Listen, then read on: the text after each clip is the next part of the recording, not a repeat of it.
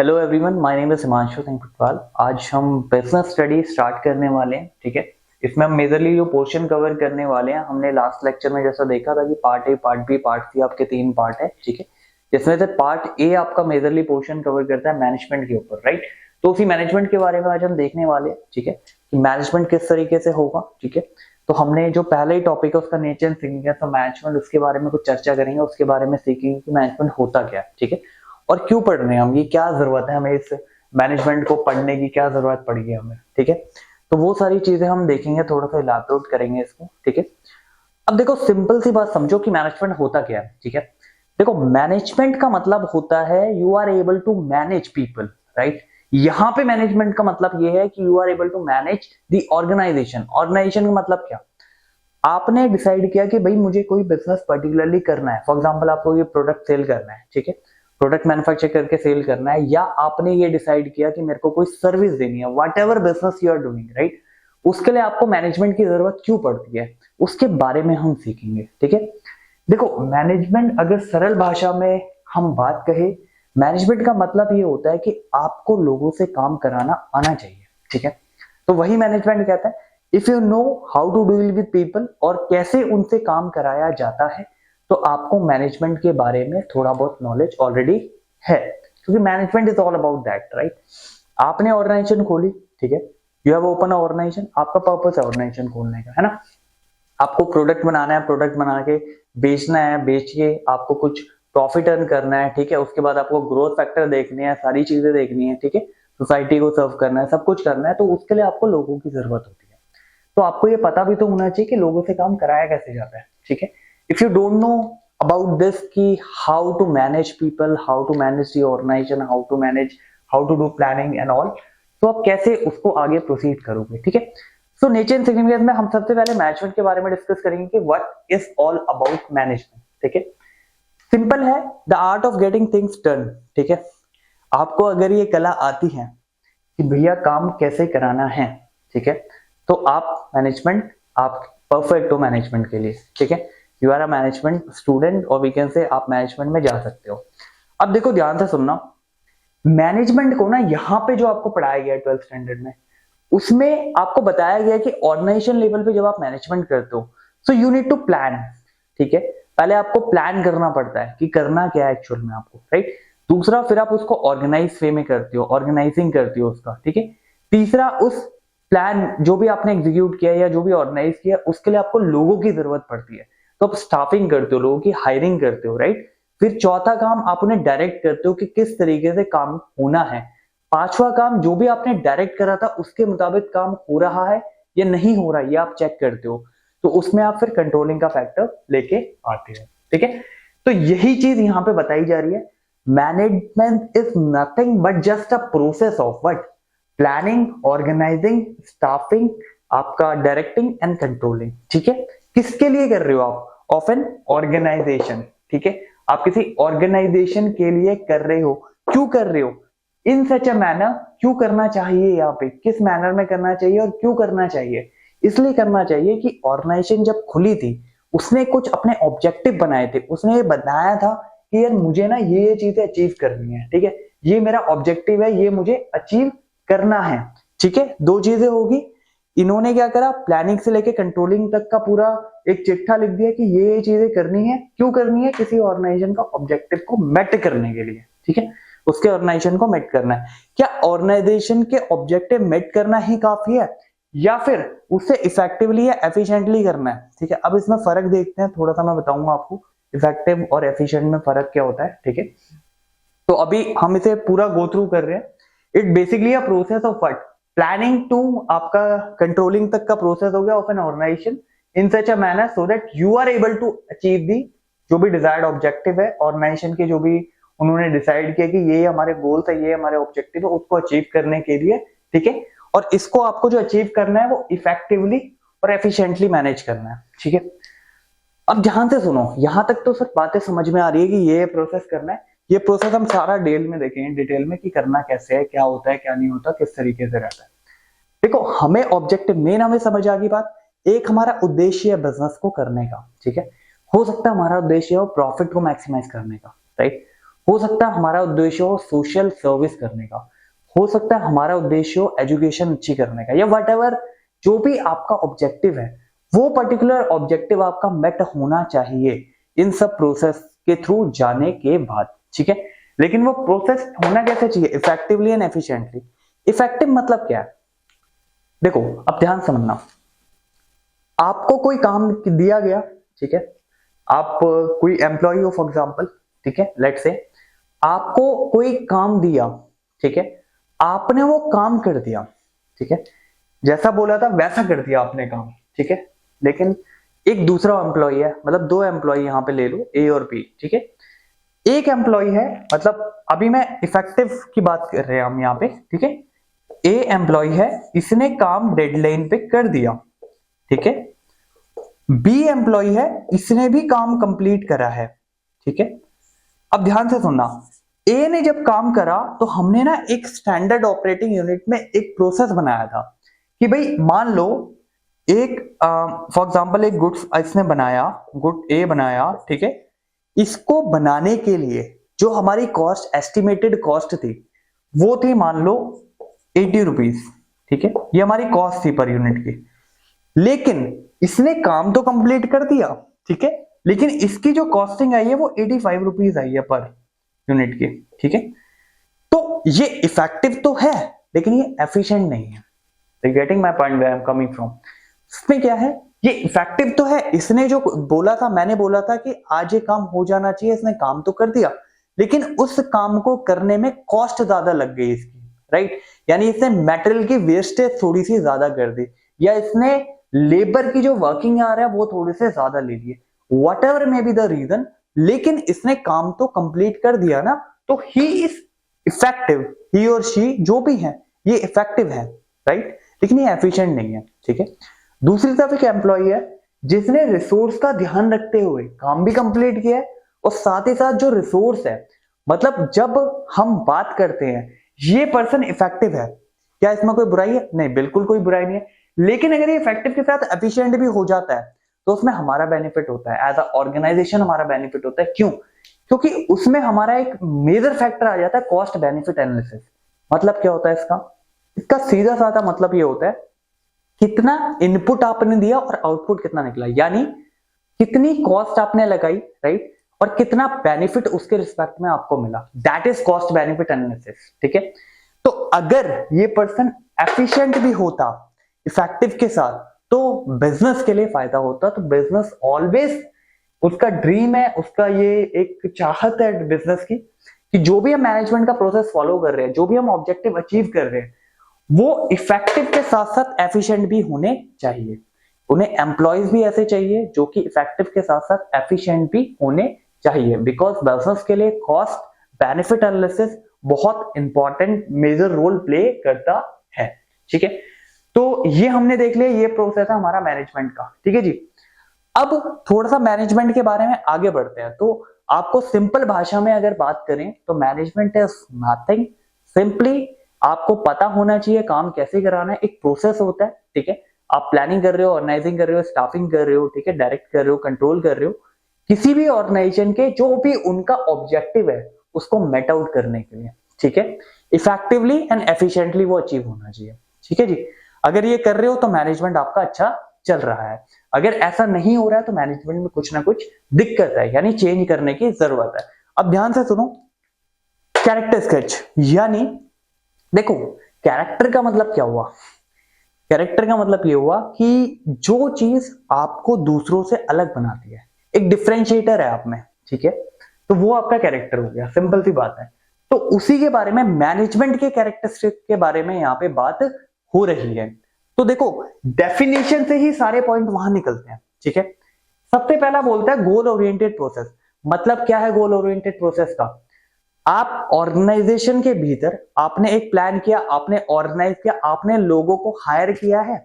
अब लोग जो हायर हुए हैं आपकी ऑर्गेनाइजेशन के भीतर वो अलग अलग वर्टेक्स से हायर हुए हैं, ठीक है, उनका बैकग्राउंड अलग है, उनका कंपनी ज्वाइन करने का पर्पस बिल्कुल अलग है, ठीक है।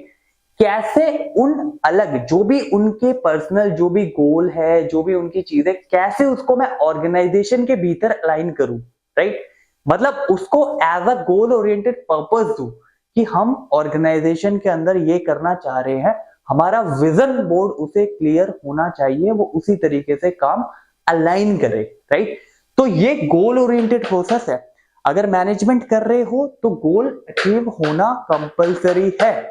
ऑब्जेक्टिव कुछ भी हो सकता है, it might be profit maximization, it might be services, it might be anything that the organization want to do, right. First thing clear है, तो गोल ओरिएंटेड है, ठीक है। ऑब्जेक्टिव होना चाहिए तो गोल ओरिएंटेड हो गया। सेकंड थिंग आपकी है, ये आपका पर्वेसिव है। मतलब क्या हुआ पर्वेसिव का, ध्यान से समझो। मैनेजमेंट हर जगह आता है, हर जगह आता है। आप मैन्युफैक्चरिंग कर रहे हो, आप सर्विस दे रहे हो, आप कुछ भी कर रहे हो, हर जगह मैनेजमेंट है। हर जगह प्लानिंग से लेके आप कंट्रोलिंग तक हर चीज करोगे if you are doing a business, right. तो ये इतना ज्यादा इंपॉर्टेंट है, ठीक है जी। प्लानिंग में क्या करते हो आप, अभी मैं आगे एक बार ब्रीफ में वन लाइनर आपको डिस्कशन दूंगा उसमें किस तरीके से वो कर रहे हैं। अभी आप ये मानो ये फंक्शन होते हैं, इसको फॉलो करके देन हम अकॉर्डिंगली प्रोसीड करते हैं, ठीक है। प्लानिंग में बेसिकली मैं बता ही देता हूं आपको। देखो प्लानिंग में हम करते क्या है, प्लानिंग में हम ये डिसाइड करते हैं, वी आर डिसाइडिंग करना क्या है, ठीक है। हमारा वहां पे चीजें डिसाइड होती है करना क्या है एक्चुअल में, ठीक है। क्या करना है, कैसे करना है, ठीक है। ऑर्गेनाइजिंग में हम सारी चीजें इकट्ठी करने लग जाते हैं, ठीक है। उस काम को करने के लिए कब करना है, ठीक है, किससे करना है, कहां करना है, ये सारी चीजें ऑर्गेनाइजिंग में आ जाएगी। स्टाफिंग में वो लोग हायर करते हैं, अपनी जरूरत के हिसाब से लोग हायर करते हैं हम, ठीक है। ऑर्गेनाइजेशन में जिन जिन लोगों की जरूरत है वो लोग हम वहां पे हायर कर रहे हैं। डायरेक्टिंग में हम उन्हें बताते हैं कि भाई आप हमारी ऑर्गेनाइजेशन में नए हो तो किस तरीके से यहाँ पे काम होना है या किस तरीके से काम करना है। कंट्रोलिंग में हम सिंपल कर रहे हैं, जो भी हमने उन्हें बताया था कि आपके जो ये काम आपको करना था, ठीक है, ये आपके केआरएस से, ठीक है। तो उसके अकॉर्डिंग आपने कितना अपना मेट आउट किया है, कितना ऑब्जेक्टिव में आपने इनिशिएट दिया। अगर नहीं दिया, फॉर एग्जांपल कम दिया है, तो जो भी डिफरेंशिएटर है उस पे बात होती है कंट्रोलिंग में, ठीक है, जो भी डेविएशन आता है। तो एक ब्रीफ आइडिया मिल गया आपको, ये होता है, ठीक है। तो मैनेजमेंट के कैरेक्टरिस्टिक्स में गोल ओरिएंटेड है, ठीक है, पर्वेसिव है, हर जगह अवेलेबल है, ठीक है। It is in each and every process, whether you are a manufacturing, whether you are services division, आप कुछ भी कर रहे हो, हर जगह आपका ये पर्वेसिव आता है, ठीक है जी। दूसरा, अब ये बहुत इंपॉर्टेंट है, देखो ध्यान से सुनना। मैनेजमेंट जो है ना आपका, वो मल्टी डायमेंशन है, ठीक है। मैनेजमेंट एक जगह तो नहीं है। मल्टी डायमेंशन का मतलब क्या हुआ, मैनेजमेंट आपका वर्क में भी है, पीपल में भी है, ऑपरेशन में भी है, राइट। मतलब क्या हुआ, तो मैनेजमेंट जो है यहाँ पे क्या है, मल्टी डायमेंशन है। मल्टी डायमेंशन का मतलब वर्क, पीपल, ऑपरेशन हर तरह से डील करता है, ठीक है। अब हम यहाँ पे थोड़ा सा इलैबोरेट करते हैं इसको। जब वर्क में मैनेजमेंट आ जाता है तो वो डिसाइड करता है करना क्या है। करना क्या है कि मतलब क्या, जो भी आपने ऑर्गेनाइजेशन का ऑब्जेक्टिव बनाया है, जो भी आपने ऑर्गेनाइजेशन का चीजें बनाई है, तो उसे डिसाइड करते हैं। फॉर एग्जांपल आपने एक फैक्ट्री डाली, आपने कहा कि भाई मैं एक प्रोडक्ट बनाऊंगा। फॉर एग्जांपल आप बना रहे हो शू, ठीक है, शूज बना रहे हो आप, ठीक है। तो उस प्रोसेस को करना कैसे है, वो वर्क किस तरीके से होगा, शोल बनेगा, ऊपर की चीजें बनेगी, फिर लेसेस बनेंगे, किस तरीके से, वो जो पूरा वर्क का डिजाइन है, डिजाइन इन द सेंस कि आपको ये पता होना चाहिए करना क्या है, right. Work is all about multi dimension में हम ये डिसाइड करते हैं कि करना क्या है, what you want to do actually, ठीक है। ये आपने सोच लिया कि भाई ये करना है, ठीक है। सेकंड क्वेश्चन क्या आएगा, आपने ये तो डिसाइड कर लिया करना है, अब आपको करने के लिए लोग भी तो चाहिए, ठीक है। अब लोग जब चाहिए तो लोग आपको किस तरीके से लेते हो, सिंपल सी बात है।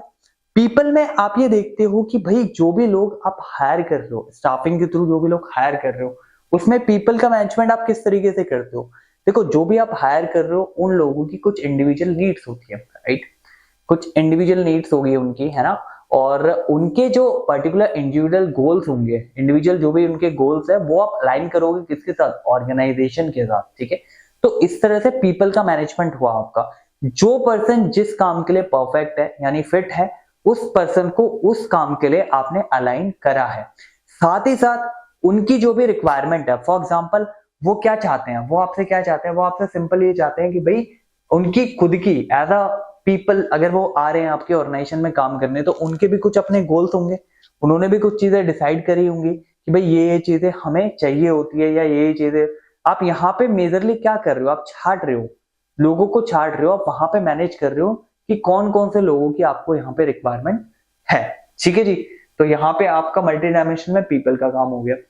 अब तीसरे नंबर पे ऑपरेशन आता है आपका। ठीक है, ऑपरेशन का मतलब क्या हुआ, आपने फॉर एग्जांपल मैंने एक प्रोडक्ट बनाया, मैंने शूज के बारे में प्रोडक्ट बनाया, तो उसके बारे में मैंने स्टैंडर्ड ऑपरेटिंग यूनिट यानी एसओपी क्रिएट कर दी। ठीक है, अगर आप एक पेयर शूज बना रहे हो तो उसके लिए कितना मटेरियल लगेगा, फर्स्ट थिंग। ठीक है, किस तरीके से कितनी वेस्टेज हो सकती है मटेरियल की, वो एसओपी आपने क्रिएट कर दी। ठीक है, अब यहां पे क्या हुआ, काम करना क्या है और लोगों का, दोनों का कॉम्बिनेशन हो गया। ठीक है, अलोंग विद दी ऑपरेशन, मतलब जो टेक्नोलॉजी उसके लिए चाहिए वो टेक्नोलॉजी आपके पास अवेलेबल है, राइट, तभी तो आप काम कर पाओगे। एसओपी आपने बना दी, सारी चीज बना दी, टेक्नोलॉजी नहीं है तो कैसे काम करोगे, राइट।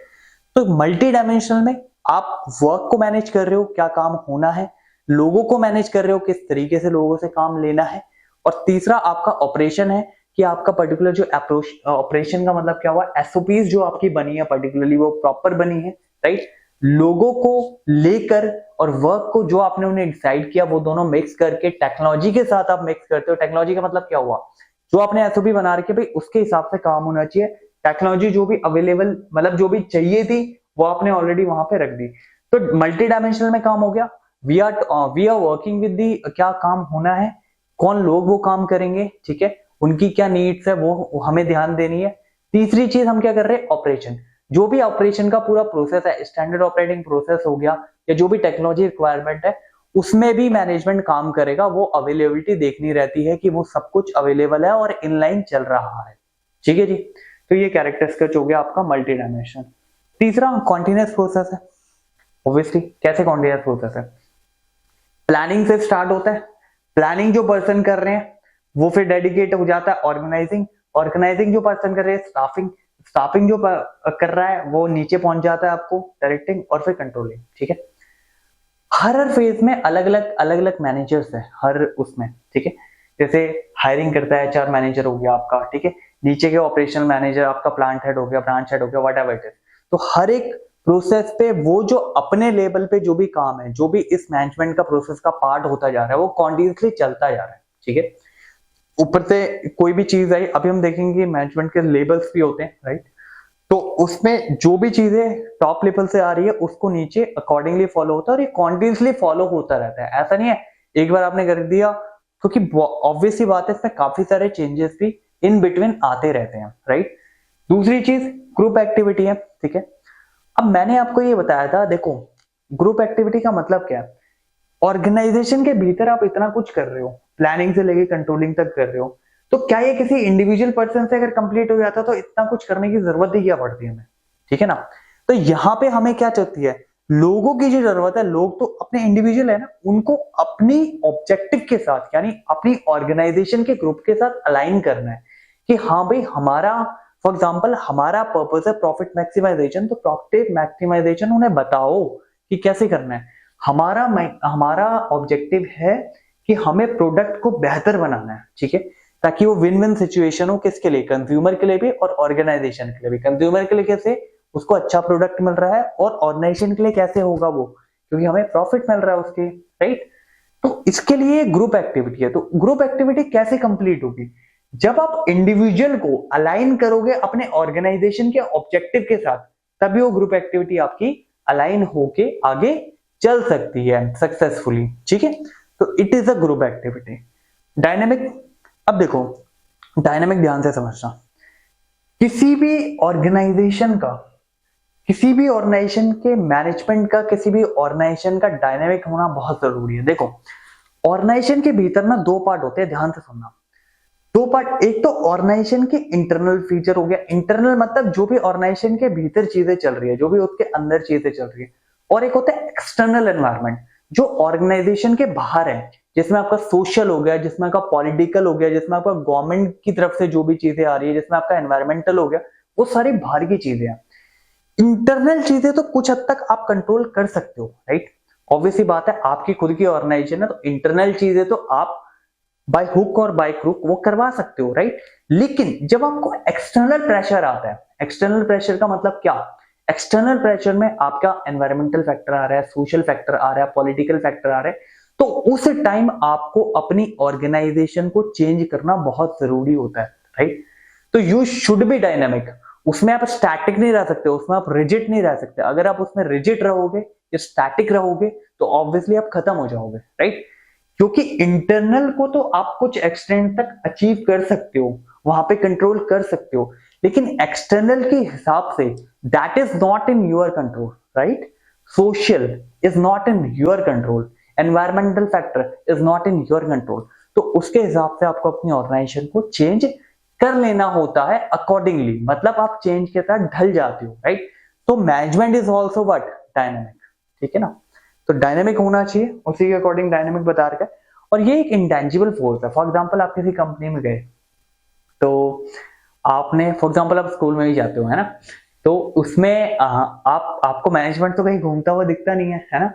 तो उसमें क्या रहता है, मैनेजमेंट इंटेंजिबल फोर्स क्यों कहा गया उसे यहाँ पे कैरेक्टरिस्टिक में। देखो, अगर किसी ऑर्गेनाइजेशन में आप जा रहे हो, ठीक है, आपको पता लग रहा है कि ऑर्गेनाइजेशन में सारी चीजें इन लाइन है, ठीक है, कोई कियोस्क नहीं दिख रहा, सारी चीजें अपनी अपनी जगह पे पर्टिकुलरली है, ठीक है।